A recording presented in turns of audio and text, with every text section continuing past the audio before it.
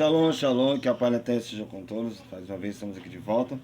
Hoje a gente vai falar sobre alguns assuntos em relação às supostas profecias, algumas atrapalhadas de alguns religiosos que se dizem falar com o Eterno e o Eterno falar com eles, né? A gente vai falar sobre modificações das escrituras, pode fazer isso. Vamos falar sobre o que os cristãos fizeram com os salmistas e alguns textos, mas vamos lá. Shema Israel, Shema Eloheinu, Shema Echad. Ouve Israel, o Eterno é nosso Elohim, o Eterno é único. Amarás o Eterno de todo o seu coração, de toda a sua alma, de todas as suas forças. Estarão essas palavras que hoje te ordeno em teu coração. Ensinarás seus filhos diligentemente, andando pelo caminho, a deitar-te e levantar-te. E serão como sendo a sua mão, e como memorial sobre sua testa, e como mesas nas portas e das portas de sua casa. Uma vez uma pessoa estava conversando comigo e estava falando, mas irmão, você usa de repetições, você chama de reza, reza é coisa de católico? Não. Se você prestar atenção bem, antigamente as pessoas falavam rezar. A palavra rezar não significa repetições de palavras. Não. Procure no dicionário você saber que a palavra rezar não são repetições de palavras. A palavra rezar antigamente era reza uma prova, ou reza uma prosa, ou seja, conversa, fala, assim como a palavra orar, né? Que em algumas mitologias, algumas pessoas dizem que orar era uma deusa, tá entendendo? Então, se eu for pensar desse jeito, que nem alguns me falaram, é ridículo e patético, mas não é esse o nosso tema de hoje. Depois eu vou lhe falar da significação das palavras rezar e orar no contexto dos originais. Mas tem pessoas que dizem o seguinte: mas eu não acredito que todos tenham os originais. Bom, isso fica a seu critério, porque o povo de Israel, inclusivamente o povo israelita samaritano, tem seus originais desde a antiguidade. E tudo olhado nos meus vídeos, vocês vão saber. Mas hoje a gente vai falar sobre modificações da escritura. Será que pode modificar? Bom, durante a reforma protestante, milhares de cristãos eles foram torturados. Foram torturados e mortos por lutarem por ter acesso ao livro sagrado em sua própria língua, né? Não vou dizer, as intenções elas foram nobres. Afinal de contas, queriam eles poder entender o que eles eram ensinados. Mas a liderança protestante, infelizmente, não honrou seus sacrifícios, pois eles entregou um texto torjado e com versos alterados, justamente. Como apresentado em textos em textos anteriores, como eu já falei para vocês, a gente viu como os tradutores da Bíblia cristã forçaram associações ao Nazareno nos textos proféticos.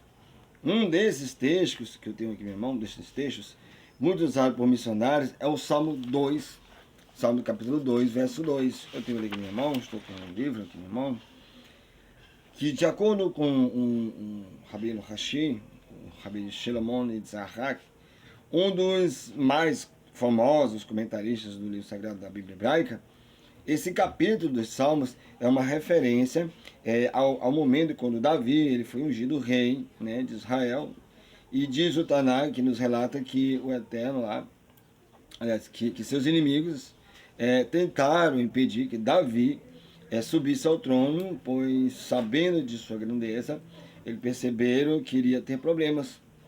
Veja o que a Bíblia nos diz em 2 Samuel capítulo 5, verso 17.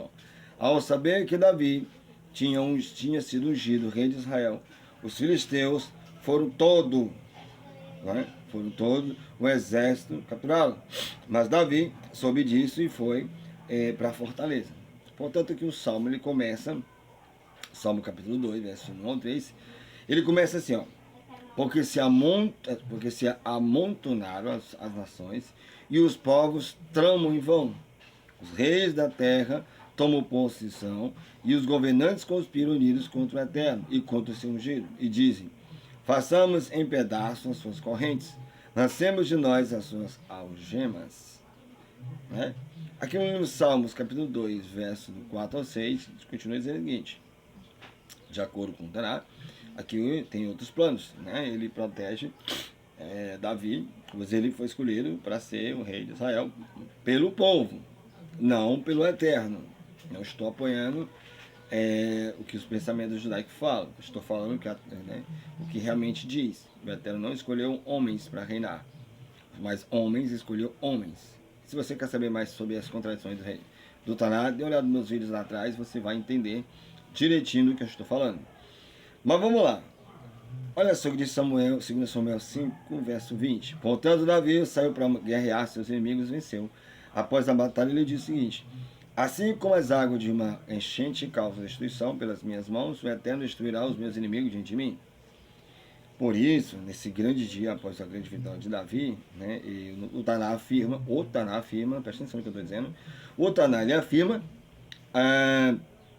que existe na continuação, né, dos pensamentos judaicos, o Taná afirma isso aqui, ó, presta atenção.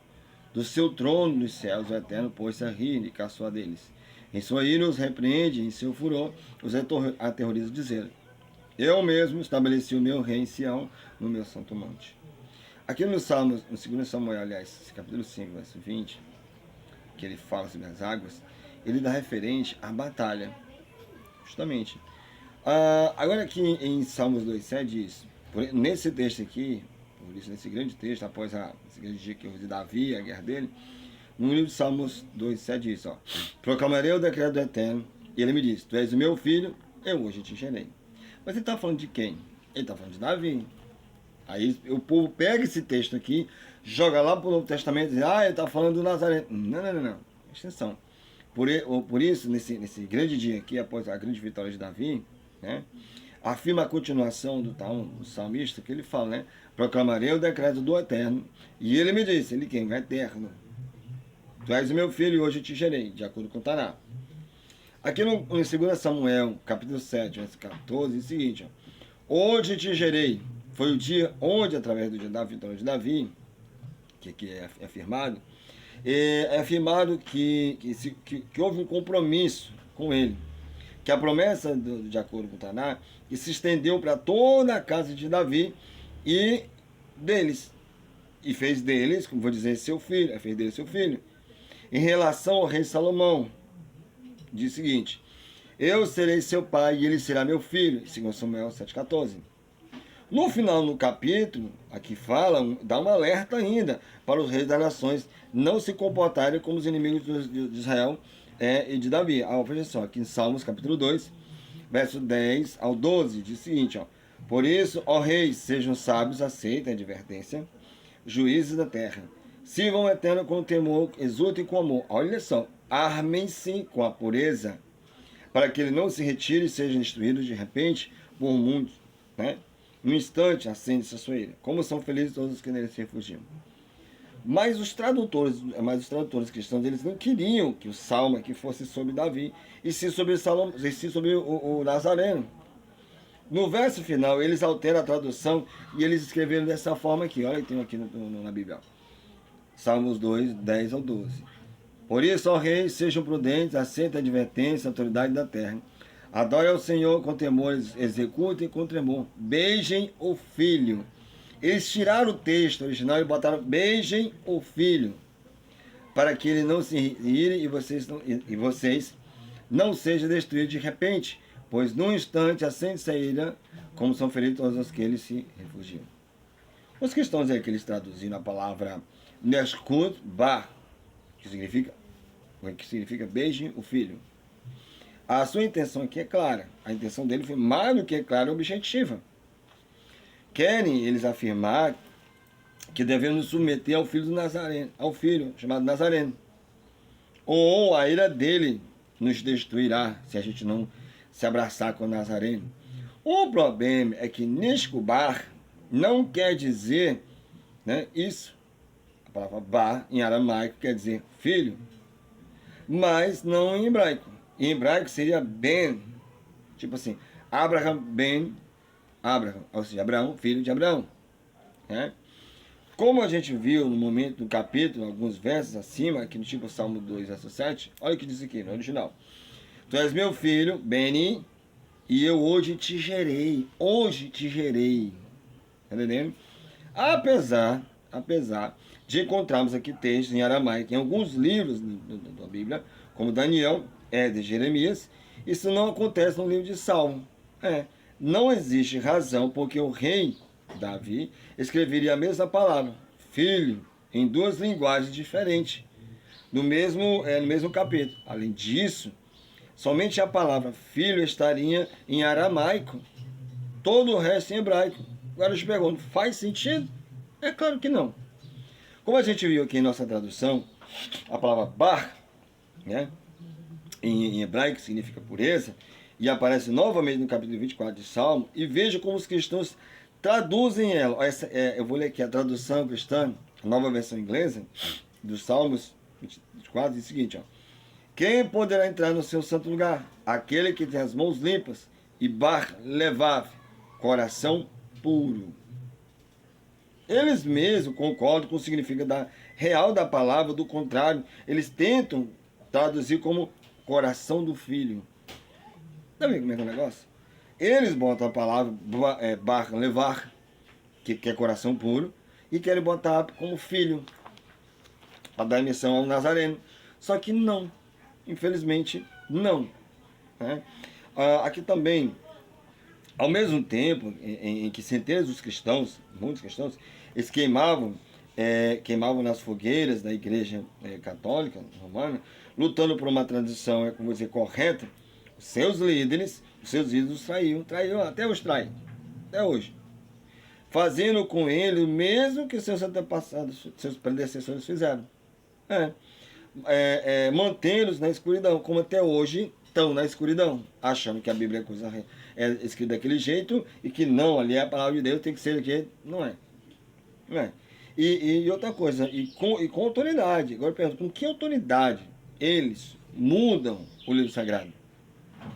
E como espero que sejamos convencidos com essa balela de dizer que um texto significa outro texto, mas fora de contexto. Mistura um hebraico com um aramaico. Né? Tipo o Salmo 22, transpassaram minhas mãos.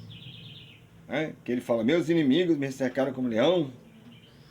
Agora, quando vocês vão aprender que os missionários, eles alteraram o Salmo 22 e usam para tentar converter os israelitas ao cristianismo. Né? Missionários e mais missionários, eles argumentam que o Salmo 22 é uma profecia clara sobre a crucificação do Nazareno. É o que bota na cabeça dele. Só que eles não entendem e nunca entenderão se continuarem dessa forma no pensamento travado de que exatamente aquilo é o que eles dizem ser. Como que os judeus leem esse salmo e continuam a rejeitar os fatos? A solução é simples. Basta ler o verso no original e traduzi-lo corretamente. Vamos começar aqui com a tradução do original do hebraico. Olha só. Como cães me cercam, um bando de malfeitores me rodeiam. Um leão cairei em minhas mãos e meus pés. Essa aqui é a versão cristã, que está aqui na versão judaica, está no verso 17, e na versão cristã, no verso 16. Nesse salmo, o rei Davi, ele relata a sua constante batalha contra os seus inimigos. O rei Davi, que ele passou a maior parte da sua vida sendo perseguido por inimigos e lutando as guerras de Israel.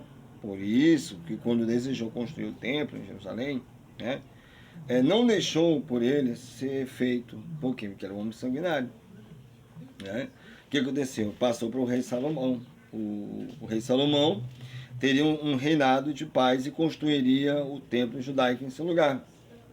Nesse capítulo, o rei Davi, ele descreve seus inimigos como animais ferozes, sempre o cercando e tentando destruí-lo. Veja como os outros versos aqui, nos Salmos, ele fala sobre isso. Tipo aqui o Salmo 22, verso 13 e 14, e na versão cristã está no verso 12 e 13.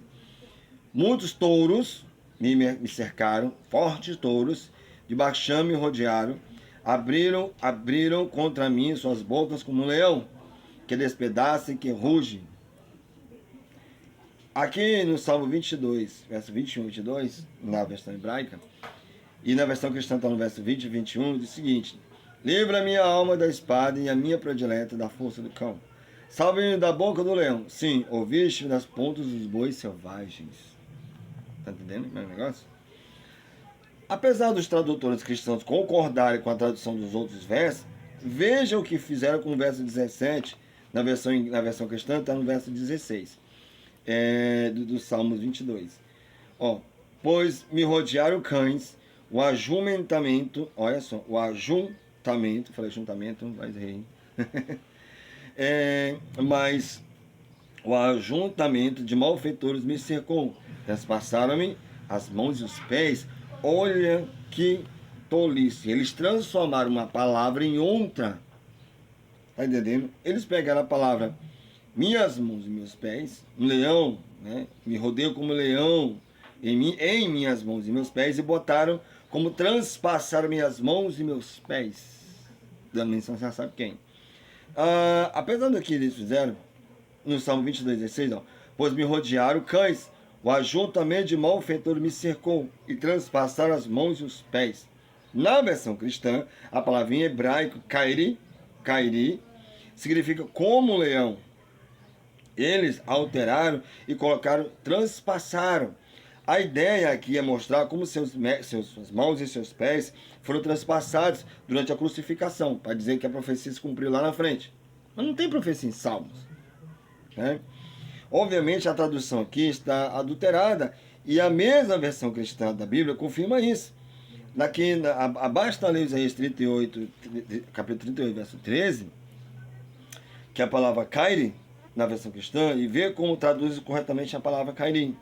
Olha só, Isaías 38, 3, ó. Esperei com paciência até a madrugada, como um leão, kairi, quebrou todos os meus ossos, desde a manhã até a noite me acabarás. Enrolando com esse problema, os missionários messiânicos, né? Tipo Moserron, em seu livro chamado Yeshua, na página 456, ele dá uma explicação tosca.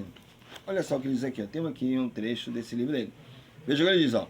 Olha como ele afirma: podemos provavelmente entender melhor o que aconteceu quando percebemos que em hebraico a frase transpassaram é kairu. Olha uma ação, karu.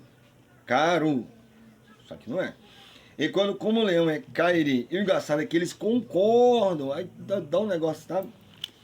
Aí diz kairi. As palavras são idênticas, se tem certeza. As palavras são idênticas, exceto que transpassada termina com a letra vav, hebraico, e leão com yod, vav e yod, são semelhantes. Aonde é que vav e yod são semelhantes? Eu já vi que esse irmãozinho tem que estudar o hebraico urgente. São semelhantes da forma, e em escriba poderia facilmente ter mudado o texto. Olha a maçã. Um iode errado em não anexar uma linha descendente vertical. Olha, a explicação está bonitinha. De forma que eles se tornariam vav. Como é que um iode vai se transformar num vav? Eu tenho certeza que nenhum escriba que falava antigamente aramaico e hebraico ia errar, meu querido amigo, numa coisa tão dessa. Ou seja, é mais fácil culpar o manuscrito original do que admitir que eles adulteraram a tradução. Outro ponto importante é que a palavra Cairo não existe em hebraico bíblico. O que eles queriam encontrar, né? O que eles queriam encontrar era a palavra caro, né? Caro, sem a letra vav. Ou seja, que esse ponto que eu quero chamar a atenção é que a palavra caro, no site Karu, ela não existe no hebraico. O que eles queriam encontrar aqui era a palavra caru, C-A-R-U, caru, sem a letra Aleph, que significa cavar ou minar, e não perfurar ou transpassar. Mas, além do significado não ser igual, eles teriam que alegar que não só foi escrever Ro, colocando Yud ao invés de um Vav, mas que ele também escreveu uma letra a mais, um Aleph. Gente, olha. Ou seja, ao invés de um Vav, mas que ele escreveu uma letra Aleph. Mas aí o erro já não fica tão inocente assim. E acho que os leitores não iam cair nessa besteira, se estudasse bem.